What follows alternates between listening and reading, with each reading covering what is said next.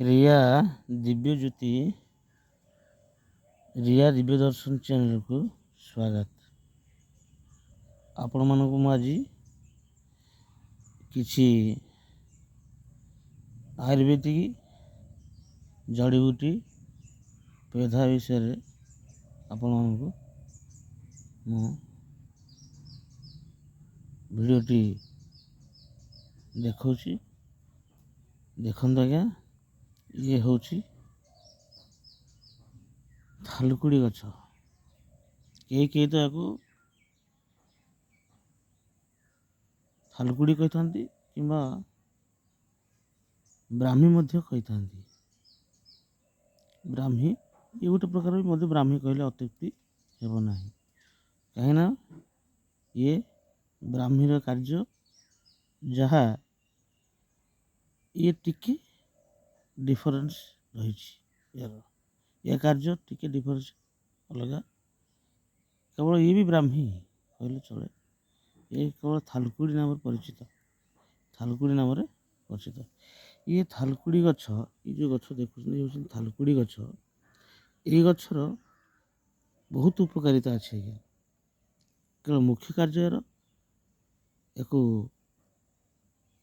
ବ୍ୟବହାର କରାଯାଏ କେବଳ ପେଟ ପାଇଁ। ପେଟର ଯେକୌଣସି ପ୍ରୋବ୍ଲେମ୍ ଥାଏ ନିଶ୍ଚିତ ମାତ୍ରା ଇଏ ଭଲ କରିଥାଏ।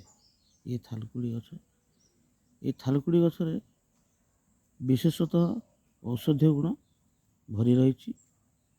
ଏ ଥାଲୁକୁଡ଼ି ପ୍ରାୟତଃ ସବୁ ଜାଗାରେ ମିଳେ ନାହିଁ, କିନ୍ତୁ ଥଣ୍ଡାଳିଆ ଜାଗା ମାନଙ୍କରେ ଏ ଥାଲୁକୁଡ଼ି ଗଛ ମିଳିବ।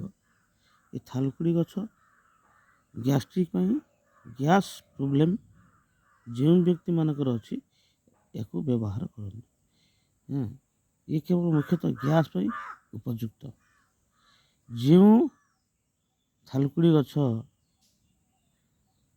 ଯେଉଁଠି ବା ଥାଉ ତାକୁ ଆପଣମାନେ ନେଇ ଆସନ୍ତୁ ନିଜ ବାଡ଼ି ବଗିଚାରେ ରଖି, ଯେମିତି ମୁଁ ରଖିକି ଏଇଠି ରଖିଛି, ବଜାୟ ରଖିଛି, ଜିନ୍ଦା ରଖିଛି, ସେମିତି ଆପଣମାନେ ଏଇ ଥାଲୁକୁଡ଼ି ଗଛକୁ ରଖନ୍ତୁ।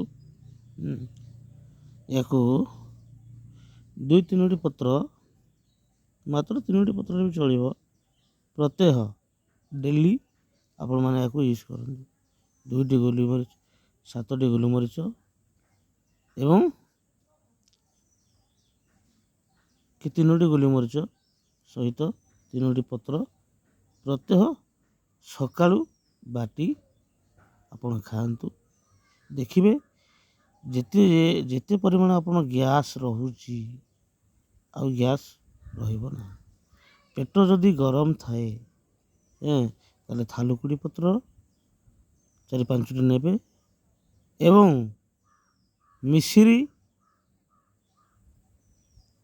ମିଶ୍ରି ଆପଣଙ୍କର ନେବେ। ୟାକୁ ମିକ୍ସ କରିବେ, ଗ୍ରାଇଣ୍ଡିଙ୍ଗ କରି ମିକ୍ସ କରି ଆପଣମାନେ ରାତ୍ରି ସମୟରେ ରଖିଦେବେ। ସକାଳୁ ଆପଣ ପ୍ରତ୍ୟହ ଖାଲି ପେଟରେ ଆପଣମାନେ ପିଅନ୍ତୁ। ଦେଖିବେ ଆପଣଙ୍କର ଧାତୁ, ମେହ, ପେଟ ଗରମ, ଖାସ, ଗ୍ୟାସ୍ ଏସବୁ ପ୍ରଭୃତି ଆପଣମାନଙ୍କର ଭଲ ହେଇଯିବ।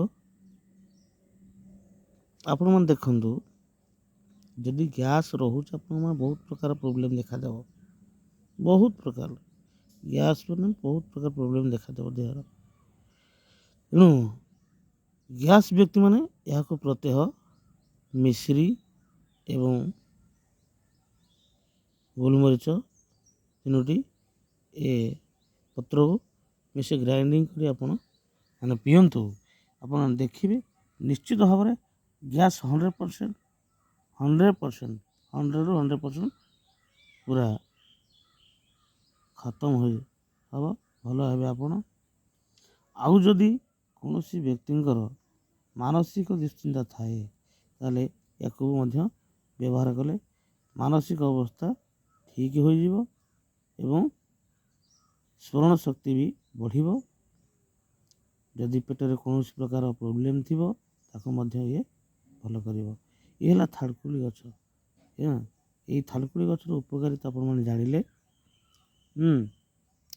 ତେଣୁ ଆପଣମାନେ ଏଇ ଗଛକୁ ଭଲରେ ଚିହ୍ନି ରଖନ୍ତୁ, ଜାଣି ରଖନ୍ତୁ। ଇଏ ହେଲା ଥାଲକୁଡ଼ି ଗଛ। ଏଇ ଗଛକୁ ଆପଣମାନେ ବ୍ୟବହାର କଲେ ଆପଣମାନେ ସୁଫଳ ପାଇପାରିବେ। ଇଏ ହେଲା ଥାଲକୁଡ଼ି ଗଛ। ଭଲରେ ଆପଣମାନେ ଦେଖିନିଅନ୍ତୁ।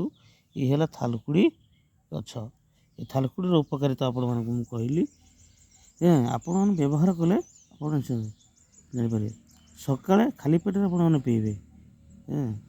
2-3ଟି ପତ୍ର ନେବେ, 3-4ଟି ପତ୍ର ନେବେ, ତାକୁ ଗ୍ରାଇଣ୍ଡିଙ୍ଗ କରିବେ ଏବଂ ମିଶିରିକି ତା ସହିତ ପକାଇବେ।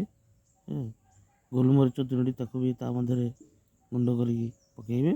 ନିଶ୍ଚିତ ଭାବରେ ଆପଣମାନେ ଗୋଟେ ମାସ 1 ମହିନା ଆପଣମାନେ ୟୁଜ୍ କରନ୍ତୁ। ତାପରେ ଆପଣମାନେ ମୋତେ କହିବେ ଏବଂ ରିୟା ଦିବ୍ୟଦର୍ଶନ ଚ୍ୟାନେଲକୁ ସବସ୍କ୍ରାଇବ୍, ଲାଇକ୍ କରିବେ। ଜୟ ଜଗନ୍ନାଥ, ଜୟ ଜଗନ୍ନାଥ।